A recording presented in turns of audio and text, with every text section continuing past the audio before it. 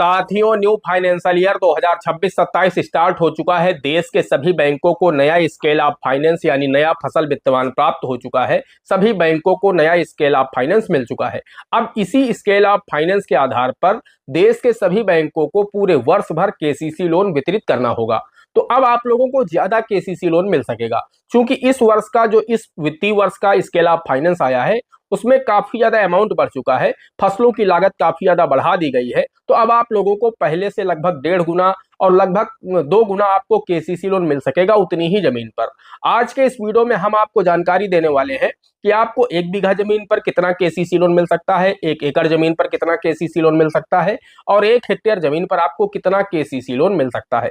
हम आपको सारी चीज प्रूफ के साथ दिखाएंगे। चूंकि नया स्केल ऑफ फाइनेंस आ चुका है, अप्रैल का महीना चल रहा है और इसी अप्रैल माह में देश के सभी बैंकों को एक कमेटी होती है, जिला स्तर की कमेटी होती है।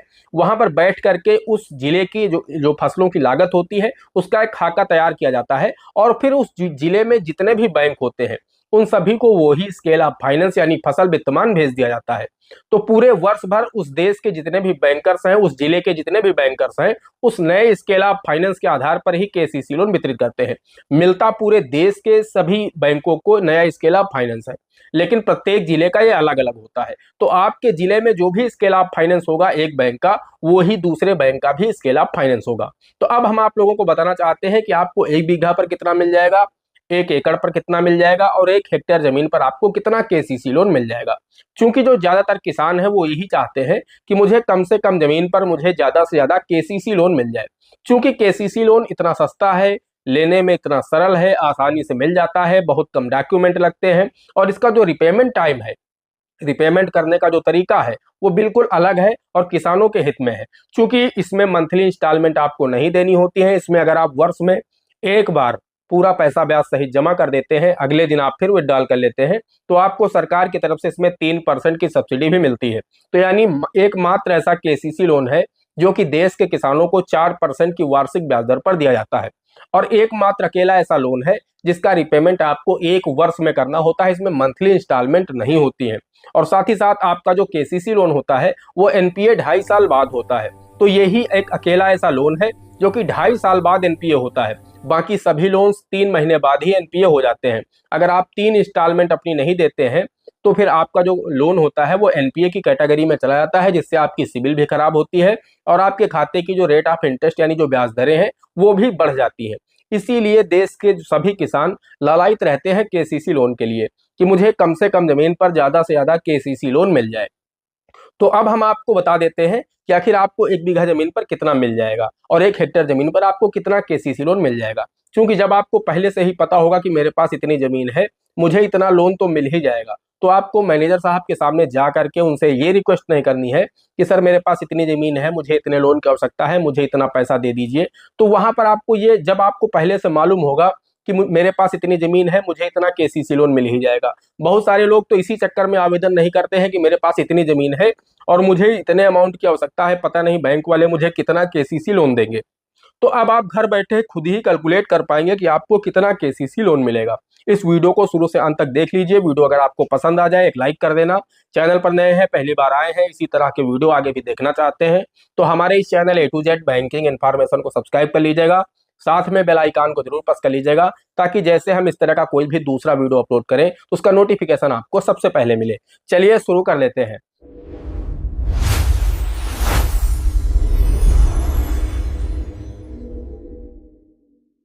दोस्तों, हम आपको बताना चाहते हैं कि जो केसीसी लोन आपको मिलता है उसमें आपको फसलों की लागत का पैसा दिया जाता है और ये फसलों की लागत तय करती है जिला स्तर की कमेटी, जिसमें जिलाधिकारी महोदय होते हैं, जिला कृषि अधिकारी महोदय होते हैं, इसके साथ साथ डीडीएम नाबार्ड होते हैं, यानी जो राष्ट्रीय कृषि एवं ग्रामीण विकास बैंक है उसके जो जिला विकास प्रबंधक है वो भी होते हैं, जिला पशु चिकित्सा अधिकारी होते हैं। इस तरह के जो भी उच्च अधिकारी होते हैं इस क्षेत्र से संबंधित, वो सभी बैठ करके ये तय करते हैं कि इस वर्ष इस जिले में जो भी फसलें होती हैं उनकी सरकारी लागत क्या रहने वाली है। वो ही सरकारी लागत उसमें खाका बना करके तैयार किया जाता है और वो उस जिले के सभी बैंकों को भेज दिया जाता है और फिर वो पूरे वर्ष भर सभी बैंकों में रहता है। अप्रैल के महीने से लागू हो चुका है और 31 मार्च 2027 तक रहने वाला है। इसी स्केल ऑफ फाइनेंस पर देश के सभी बैंकों को केसीसी लोन वितरित करना है। तो यहाँ पर कोई भी बैंकर मनमानी नहीं कर सकता कि किसी किसान के पास 1 बीघा जमीन है तो उसे 2.5 लाख दे दिया, या किसी किसान के पास 1 बीघा जमीन है तो उसे सिर्फ 20,000 ही रुपए दिया। ऐसा उनके हाथ में नहीं होता है। उनको स्केल ऑफ फाइनेंस के आधार पर ही केसीसी लोन वितरित करना है। जो भी फसलों की लागत है, बस किसान के खसरे में जो भी फसलें लिखी हैं उसमें वो लागत देखेंगे और उसके बाद उस किसान को उसका पैसा तैयार करके उसे दे देंगे। तो अब हम आइए समझ लेते हैं कि आखिर बैंक में जो केसीसी की लिमिट तय होती है वो किस आधार पर तय होती है। तो दोस्तों, पहली चीज तो आप लोग ये समझ लीजिए कि आपको फसलों की लागत का पैसा दिया जाता है। जमीन आपकी कितनी महंगी है, आपकी जमीन का सर्किल रेट क्या है, इससे विशेष कोई लेना देना नहीं होता है। लेना देना होता है सिर्फ और सिर्फ आपके खसरे में जो फसलें लिखी हैं, क्योंकि बैंक आपको फसलों की लागत का पैसा दे रहा है, ना कि आपकी जमीन की वैल्यू का पैसा दे रहा है। तो आप जो भी फसलें आपके खसरे में लिखी हैं उन्हीं का पैसा आपको मिलने वाला है। अब दोस्तों, होता क्या है, अगर हम उदाहरण के लिए किसी एक जनपद को लेंगे तभी आप लोगों को अच्छी तरीके से समझा पाएंगे और आप लोग अच्छी तरीके से समझ भी पाएंगे कि हाँ, 1 बीघा पर या 1 हेक्टेयर पर आपको कितना केसीसी लोन मिल सकता है। तो मैं उदाहरण के लिए मान लीजिए उत्तर प्रदेश के कन्नौज जिले को लेता हूं। तो वहां का जो स्केल ऑफ फाइनेंस है वो आप लोग स्क्रीन पर भी देख सकते हैं। इसमें दोस्तों है क्या कि मुख्यतः जो किसान का खसरा होता है, किसान अपने खेत में मुख्यतः 3 फसलें लेते हैं। एक खरीफ के सीजन में, एक रबी के सीजन में, एक जायद के सीजन में। ज्यादातर किसान 2 फसलें लेते हैं, एक रबी और एक खरीफ। जायद के सीजन में उनके खेत खाली पड़े रहते हैं, लेकिन कुछ किसान लेते हैं तीनों फसलें। तो अगर आपके खसरे में तीनों फसलें लिखी हैं तो आपको ज्यादा केसीसी लोन मिल जाएगा। आपके खसरे में मतलब 2 फसलें लिखी हैं तो आपको कम केसीसी लोन मिलेगा। तो मुख्यतः होता क्या है, कन्नौज जिले की अगर हम बात करें तो वहां का जो किसान है, अब मान के चलिए उसके पास 1 हेक्टेयर जमीन है। उस 1 हेक्टेयर में खरीफ की सीजन में वो धान की बुआई करता है।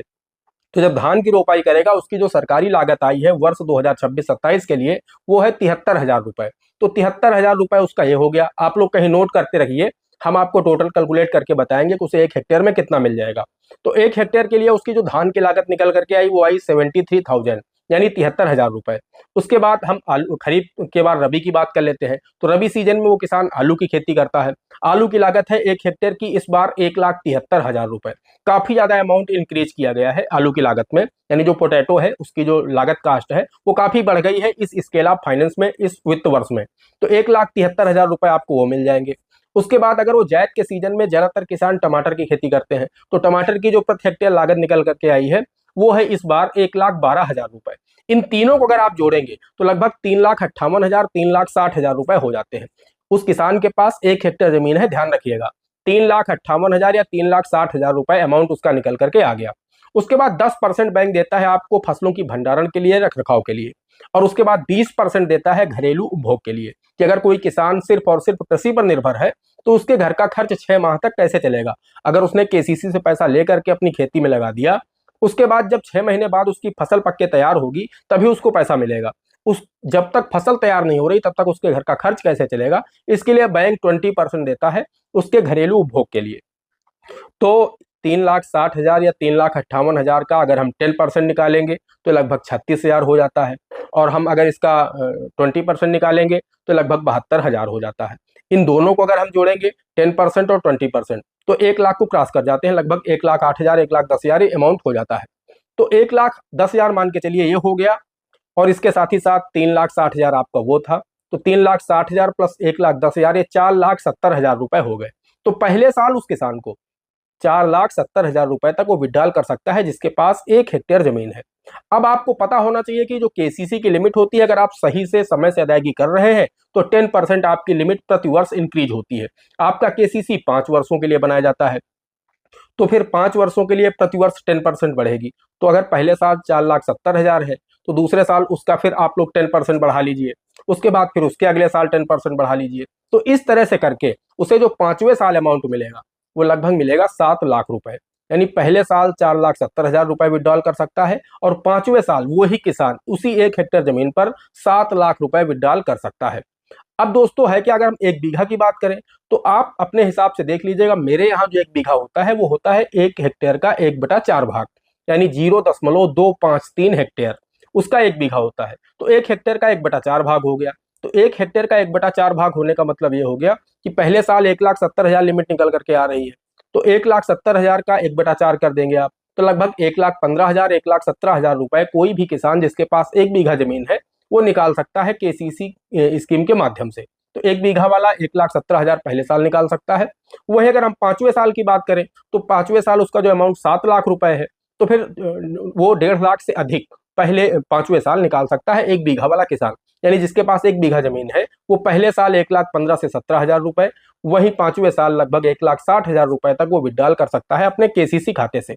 वहीं हेक्टेयर में मैंने आपको पहले ही बता दिया कि पहले साल निकाल सकता है वो 4,70,000 और 5वें साल लगभग 7 लाख, 6,90,000, 6,80,000 रुपए तक वो विड्रॉल कर सकता है। तो दोस्तों इस तरीके से आप लोग भी निकाल सकते हैं कि आपके यहाँ कौन सी फसलें होती हैं और उन फसलों की सरकारी लागत क्या है। आपके पास स्केल ऑफ फाइनेंस यानी फसल वित्तमान होना चाहिए। देश के जितने भी बैंक हैं उन सभी बैंकों में फसल का जो वित्तमान है वो भेज दिया गया है अप्रैल माह में। ये पूरे 1 वर्ष रहने वाला है। तो आप अपने बैंक जाकर के अपने फसलों का फसल वित्तमान पता कर सकते हैं इस वर्ष का, और उसके बाद आप ये देख लीजिए कि आपके खेत में कौन सी फसलें होती हैं, उनसे उनका गुणा करके आप लोग निकाल लीजिए। उससे आपको आसानी से पता चल जाएगा कि आपके पास जितनी जमीन है आपको कितना केसीसी लोन उस जमीन पर मिलने वाला है। तो या फिर आप लोग हमारे इंस्टाग्राम पर हमें अपनी फसलों का नाम लिख दीजिए, अपने जिले का नाम, अपने राज्य का नाम लिख करके भेज देंगे। अगर उपलब्ध हो सके तो इसके अलावा फाइनेंस भी हमें भेज दीजिएगा, तो हम आपको आसानी से आपकी लिमिट निकाल करके बता देंगे कि आपके पास जितनी जमीन है उस पर आपको कितना केसीसी लोन मिल सकता है। दोस्तों आशा करते हैं आपको वीडियो पसंद आया होगा। अगर वीडियो पसंद आया है एक लाइक करना, चैनल पर नए हैं पहली बार आए हैं इसी तरह के वीडियो आगे भी देखना चाहते हैं तो हमारे इस channel A to Z banking information को सब्सक्राइब कर लीजिएगा। साथ में बेल आइकन को जरूर प्रेस कर लीजिएगा ताकि जैसे हम इस तरह का कोई भी दूसरा वीडियो अपलोड करें उसका नोटिफिकेशन आपको सबसे पहले मिले। दोस्तों आज के वीडियो में इतना ही, मिलते हैं अगले वीडियो में किसी अगले इंटरेस्टिंग टॉपिक के साथ। तब तक के लिए जय हिंद, जय भारत।